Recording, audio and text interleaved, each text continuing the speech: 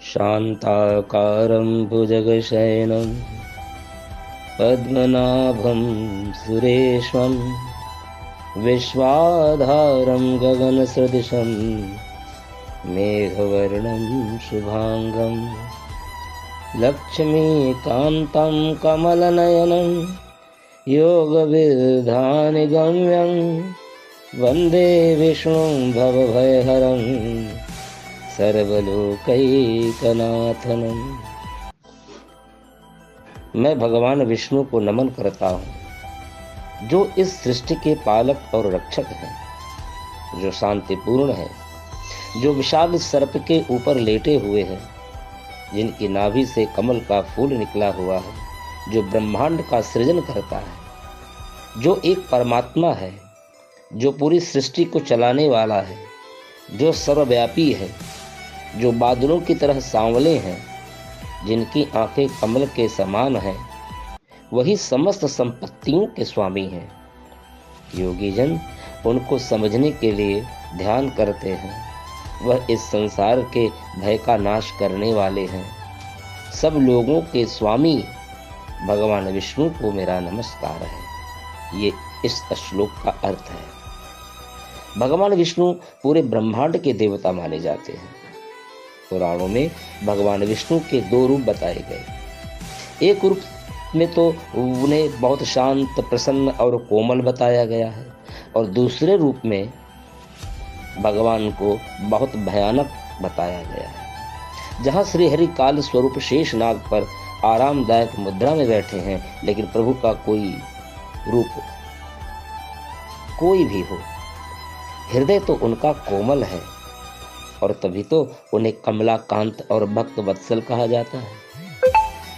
कहा जाता है कि भगवान विष्णु का शांत चेहरा कठिन परिस्थितियों में व्यक्ति को शांत रहने की प्रेरणा देता है, क्योंकि समस्याओं का समाधान शांत रहकर ही सफलतापूर्वक ढूंढा जा सकता है।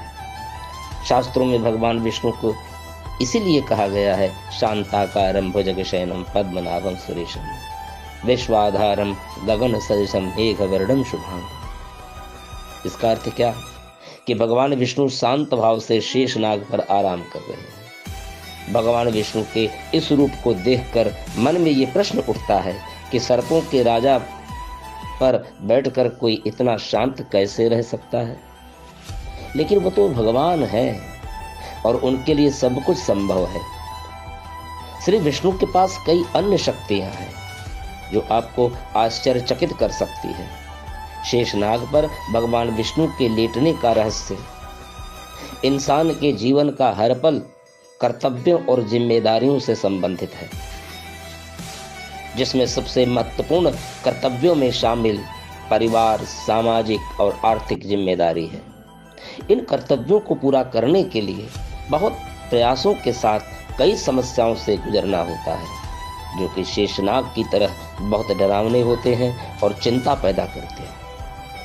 भगवान विष्णु का शांत चेहरा हमें प्रेरित करता है कि कठिन समय में शांति और धैर्य के साथ रहना चाहिए, और समस्याओं के प्रति शांत दृष्टिकोण ही हमें सफलता हासिल करवा सकता है। यही कारण है भगवान विष्णु सांपों के राजा के ऊपर लेटते हुए भी अत्यंत शांत व मुस्कुराते हुए प्रतीत होते हैं। भगवान विष्णु के नारायण नाम का रहस्य क्या है? भगवान विष्णु अपने भक्तों पर हर रूप और हर स्वरूप से कृपा बरसाते हैं, और इसीलिए वो जगत के पालनहार कहलाते हैं। भगवान विष्णु का नाम नारायण क्यों है? उन्हें भक्त उन्हें नारायण क्यों बुलाते हैं? भगवान विष्णु के प्रधान भक्त नारद भगवान विष्णु का नाम जपने के लिए नारायण शब्द का प्रयोग करते हैं। उसी समय से भगवान विष्णु के सभी नामों में, जैसे अनंत नारायण, लक्ष्मी नारायण, शेष नारायण, इन सभी में विष्णु का नाम नारायण जोड़ कर लिया जाता है। भगवान विष्णु को नारायण के रूप में जाना जाता है, विष्णु नारायण। एक पौराणिक कथा के अनुसार पानी का जन्म भगवान विष्णु के पैरों से हुआ है, इसलिए पानी को नीर या नर भी कहा जाता है। भगवान विष्णु भी जल में ही निवास करते हैं, इसीलिए नर शब्द से उनका नारायण नाम पड़ा है।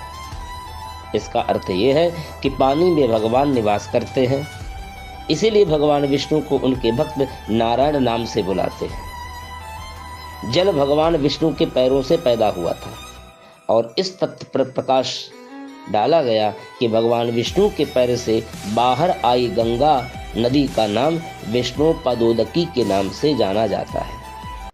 इसके अलावा जल नीर या नार नाम से जाना जाता है और भगवान विष्णु भी पानी में रहते हैं, इसलिए नार से उनका नाम नारायण बना। इसका मतलब है पानी के अंदर रहने वाले भगवान। अब देखिए, पानी के अंदर रहने वाले भगवान कौन है? हरि है, और जिनके ऊपर पानी हो वो हर हैं। गंगा भगवान शिव की जटा पर है और पानी यानी कि गंगा, वही गंगा जो भगवान शंकर के सिर पर है, वही गंगा भगवान विष्णु के पैरों से निकली है।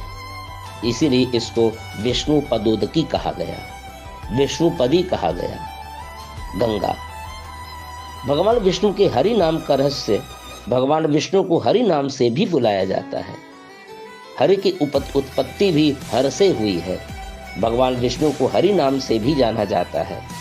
हरि का मतलब हरने वाला, चुराने वाला, इसलिए कहा जाए हरि हरति पापानि, जिसका अर्थ है हे भगवान हरि, हमारे जीवन में आने वाली समस्याओं और पापों को आप दूर करें। आपके जीवन की समस्याओं और पापों को जो हर ले, चुरा ले, उसका नाम